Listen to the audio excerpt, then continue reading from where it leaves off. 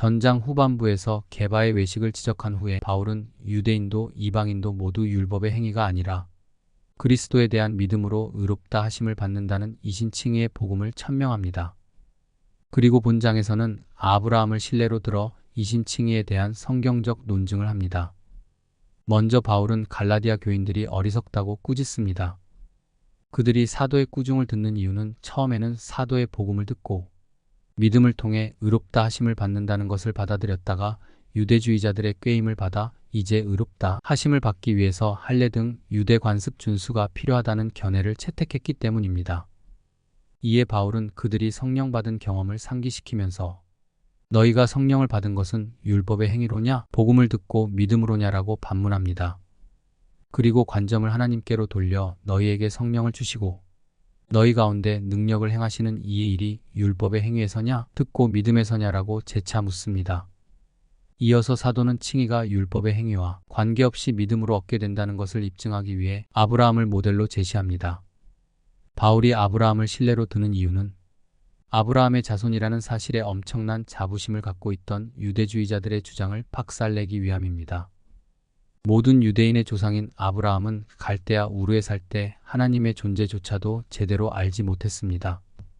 그랬던 아브라함을 부르신 것은 그 어떤 종교적 행위에 대한 보상이 아니라 전적인 하나님의 은혜였습니다.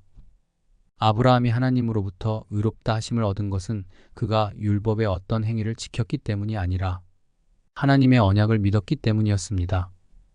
유대인들은 자신들이 아브라함의 자손이기에 할례를 받음으로 하나님의 백성이라는 지위를 얻거나 지킬 수 있다고 생각했지만 사실 아브라함은 할례를 통해 하나님의 백성이 된 것이 아니라 하나님의 언약의 표징으로서 할례를 시행한 것입니다.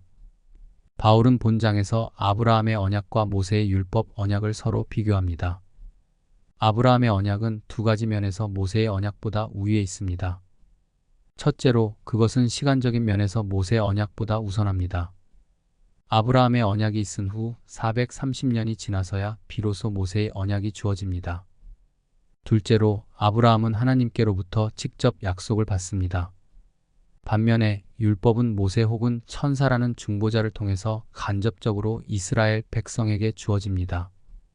이렇게 시간적으로 밀리고 간접적으로 주어졌다고 하는 사실은 모세 언약이 아브라함 언약에 종속된다는 것을 의미합니다.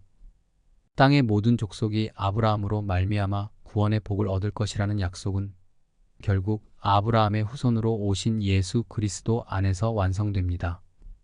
그래서 아브라함의 언약의 하위 언약인 모세 언약 또한 예수님 안에서 완성됩니다. 그러면 여기서 자연스럽게 한 가지 의문이 제기됩니다. 모세 언약이 아브라함 언약에 종속된다면 아브라함 언약만 있으면 되는데 하나님은 왜 굳이 이스라엘 백성들에게 율법을 주신 걸까요?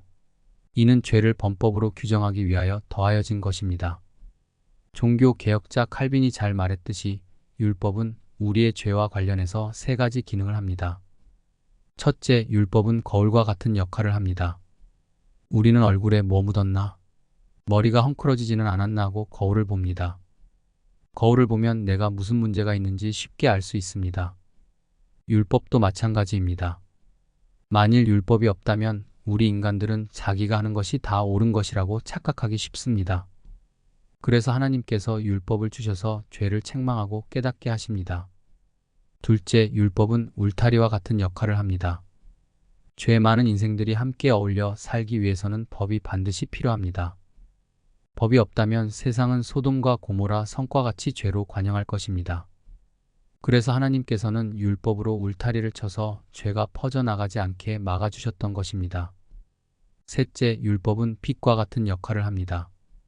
시인이 주의 말씀이 내 발의 등이요 내 길의 빛이니이다 라고 노래했던 것처럼 율법이 규범이 되어서 우리가 죄를 극복할 수 있도록 우리의 앞길을 환히 비춰줍니다. 이런 측면에서 볼 때 율법은 선한 것입니다. 문제는 죄와 관련하여 율법을 쓰지 않고 의를 이루기 위한 수단으로 율법을 사용하는 것입니다. 이는 배탈이 났을 때 가스 활명수 대신 바세린을 먹는 것과 같은 것입니다.